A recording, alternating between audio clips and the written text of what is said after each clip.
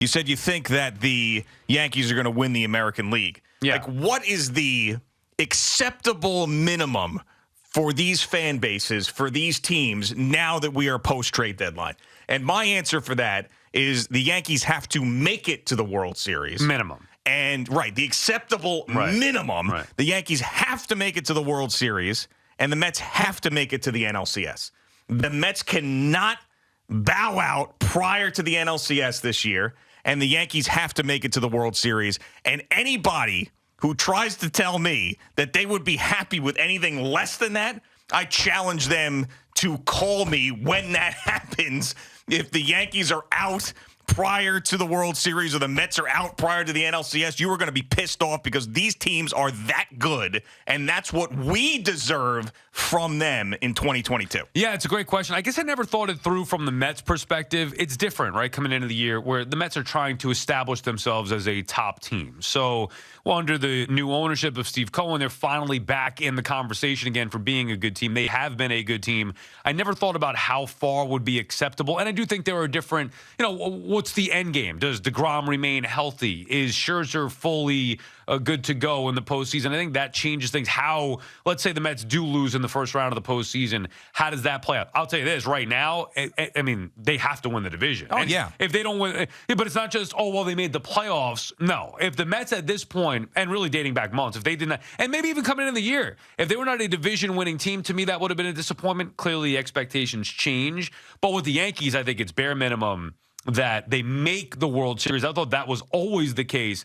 And then the way that they started the year, you're thinking, well, now they got to win the damn thing. Like, it's time for the Yankees. It shouldn't just be about getting there. They got to win it. But I would accept if the Yankees get to the World Series, take your chance to see what happens. With the Mets, I'm not sure if I have an exact series on it. I think it's more about winning the division and then seeing what happens from there. Well, I feel like most very good Met teams at least make it to the NLCS. 2016 was the last time that we saw them bow out early in a postseason. But if you think about it, 2015 all the way to the World Series. Well, their history. Right, their history is when they get in, they're generally at least making some noise. They usually go on a run. They don't make it a lot, obviously. Yeah. But even if they're not, 99, they gave you that great run.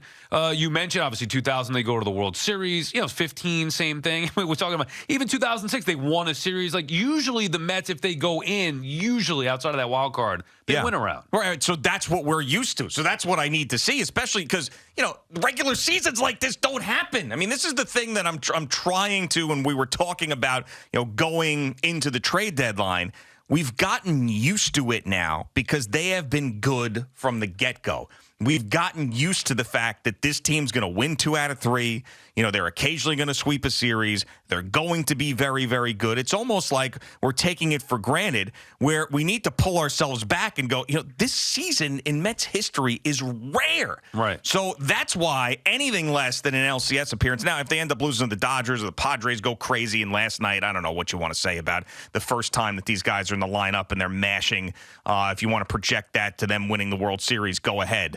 I won't do that with the Padres. But if they end up losing to a better team in the NLCS after, what we went through last year and the big improvements this year, I'll take it because I do believe that they're on the right track. But anything less than that is really going to annoy me because I'll feel like it's a wasted season. Yeah, if they don't win the division, I would be livid. If they lose in the first round after winning the division, I don't know if I would be livid. Like I said, I think I'd be disappointed, especially when you talk about the matchup. Like you said, if they're playing the Brewers or the Cardinals, they're going to be the favorites. You would expect them to. Sure. So that's kind of the point, right? When we look at the odds or where they've, this team, where would it max out or where would it start to overachieve or get into bonus territory? I think for them, minimum win the division, and to your point, they'd be favorites in the first round. After that, they probably wouldn't be a favorite if they were to take on the Dodgers or Padres. Who knows about what it would be like with the Braves. And by the way, a lot of that could change with seeding from now until the end of the year. But yeah, I think the expectation is right now that the odds are that they should be in the NLCS. And there's 2 times that I can remember in our lifetime where I felt like the Mets lost to a team that wasn't as good as they were. 06 for sure. Yep. 88. Yep, those are the 2. Those are the 2. And those are as frustrating. Now, I was very young in 88, but I mentioned That was my first sports memory. Of course it was them losing. It wasn't them winning 2 years prior, but it was them losing in 1988. I remember like being emotional about it, and then my mom trying to tell me that it was okay because it was just sports and everything's going to be all right. They'll get them next year. Yeah, right. Fast forward to 2022. Sure, right. Yeah, what can you tell me about the 1989 Mets right now? But anyway. And then 2006 was just absolutely infuriating. And I know that team had holes, and I know that the starting rotation wasn't great, but to be in that building and watch Jeff Suppan do what he did, and then, of course, Carlos Beltran, we can go over and over again. But, but those things stick with you more than when a team maxes out. Well, it's a good way to look at it, right? Because you think back, and it's easier to do with the Mets than the Yankees because... Oh, there's just so many years. Right. I mean, pick a year. I mean, the Yankees are in the playoffs, throw a dart at the board. I mean, the Yankees are in the playoffs every single year, and sure, there have been some disappointments, but, I mean, come on. They've won more than they've lost. You think about, all the World Series in that dynasty, but with the Mets, they stick out like a sore thumb because they don't make it a lot. 99, they maxed out, losing to the Braves in that Game 6 there. 2000, losing to the Yankees in the World Series. They weren't as good. I never thought the 2015 team was that good. Blew through the Cubs like a buzzsaw, and then losing to the Royals. Like, it's disappointing. 16, again, what'd you expect? They were lucky to make the playoffs. So it's not like they didn't underachieve or lose a series that you expected them to win. 06 was the bad one for me. 88, I was a little too young to really fully appreciate. But, of course, historically, you look back, that was a disappointing one. Mike Scioscia and the Mets should have gotten, Mike Scioscia doing a, dock dirty there. Mets should have gotten back to another World Series, and they didn't. And 06 for sure, where maybe if they lost the World Series in 06, it would have been different. Maybe, because I still think that they were favorites, right? You would expect them to beat the Tigers. I thought that they were going to go and they were going to win the World Series if they got through the Cardinals. I was convinced. Now, we're never going to know. But I was convinced if they won that Game 7. 06 team, clearly the best team, and like your fandom, our lifetimes, outside of the young, 6, 7-year-old, whatever. Man, I don't know. I mean, I feel like, 99, even though the Mets went farther in 2000, that 99 team I thought was really, really good. I love that 99 team. Yeah, I mean, that's a tough one. 99, 2016. But they dominated in 06. They did. I mean, they won the division. I remember the Willie Rand celebration. It was like middle of September, and then winning the division. Yeah, I'd probably say that. But then I think about some of the guys on that team. You think back to the names and the rotation, especially. John Maine, Oliver Perez. You're thinking about these guys. You're like, that's not a great baseball team. Which goes to my point earlier yesterday, where I think that big name pitching sometimes in the postseason we talk about too much, where there's a lot of other guys that step up in big situations that we don't talk about as much. But yeah, I would probably say 2006. And it also plays to the point how good they are this year. Yeah, exactly. Like, you take this roster, the lineup in 06 was significantly better. Sure. And I know their pitching got hurt. Pedro not there, El Duque not there in the postseason, losing Dwayne Sanchez. But you take this rotation clearly over that one. Even the bullpen. I mean, you take this one over that one, especially with Edwin Diaz being as lights out. And I think their lineup is not as good, but they're top 4. And now, look, you add in Vogel back, and if Ruff could give you something, they maybe have you lengthen it out a little bit. McNeil batting down in the order. They have a good lineup, too. I think this is it. I mean, by record, by performance, by watching it, by really all accounts, this is one of the best Mets teams that we've seen. That's why, and I know, and I should probably be saying, making it to the World Series is the acceptable minimum, but I understand how good the National League is. I mean, you got the defending World Series champion in your division.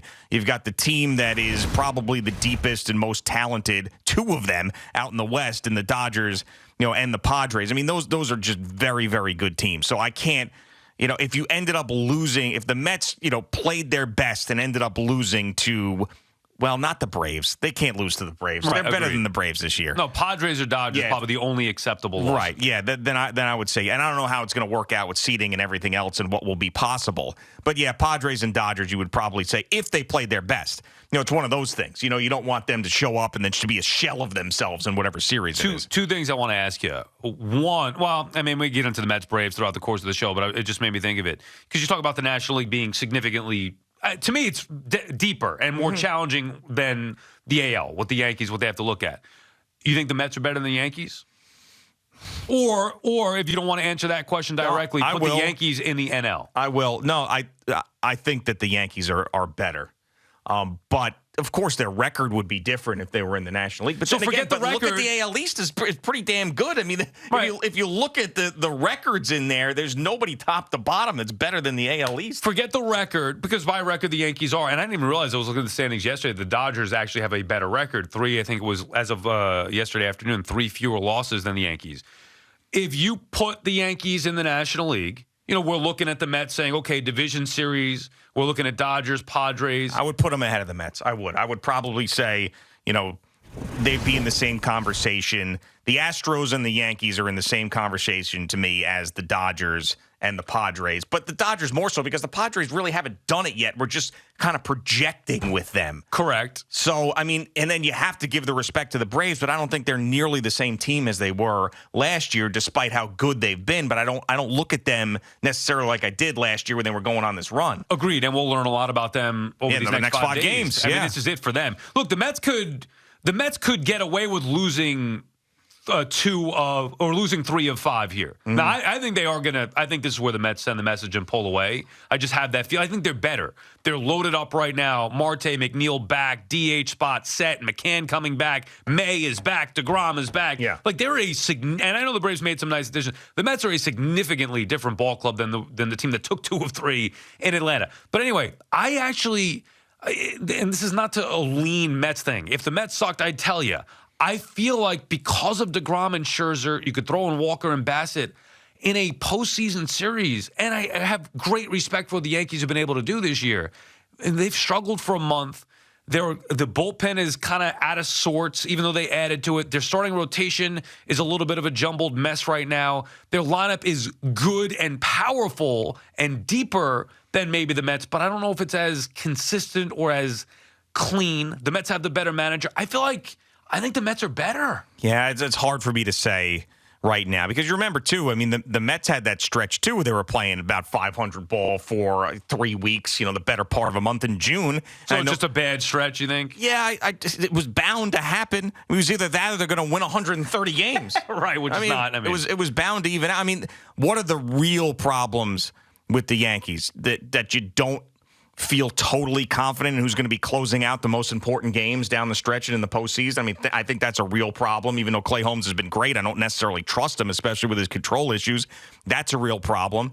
Is Garrett Cole a real problem? I'm not ready to say that. He gives you these clunkers, and there's times where he scares the hell out of you, but the expectations for him because of his contract and who he was in Houston the prior year, there's unrealistic expectations for him to be great every single time. It's just not going to happen.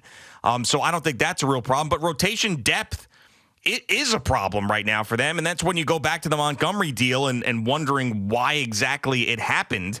And then has Severino, you're not going to see till the middle of September. I think that's a problem. But the lineup, as long as it stays healthy, is in no way a problem for the Yankees. Right, and I think look, and they still have to prove it in the postseason. Yeah. Like I said, Judge could hit 70 in the regular season. If he doesn't do anything in the division series and the Yankees doesn't get bounced, matter. Nobody's going to remember. But I think you touched on why I probably feel at this point, because I've always believed my whole life the key to building a successful team, and I know it hasn't played out like this necessarily, especially over the last several years, but I want a known top of the rotation starter, number one. You don't need 2 or 3, and the Mets happen to have that, but I want a number one, and I want a lockdown back end of the bullpen. Sure. The Mets right now, with DeGrom, Scherzer, Bassett, Walker, are set as far as the rotation goes.